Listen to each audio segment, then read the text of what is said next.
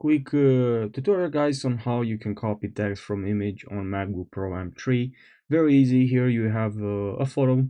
So if you right click and then you go here to quick look, this way I can highlight the text.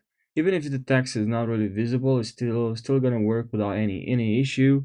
So even if it's like text from it appears on a bottle or on a I don't know, something on a wall, whatever, it's gonna work. It has to be visible a little bit, but usually works for a lot of images. Even if it's a little bit blurry, the clarity, even if the clarity ain't that good, it's still gonna work. So this feature, I think it's really amazing, and that's why just MacBook is just better than Windows, because you really have these features that just work and they're very helpful.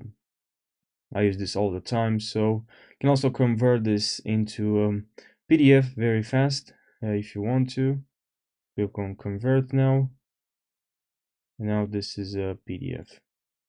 And also you have here, you can save or delete, but I can also right click on this here. Here you have some quick actions. If you want to remove background, you have to convert image, create PDF, markup, and rotate left. You can also customize this.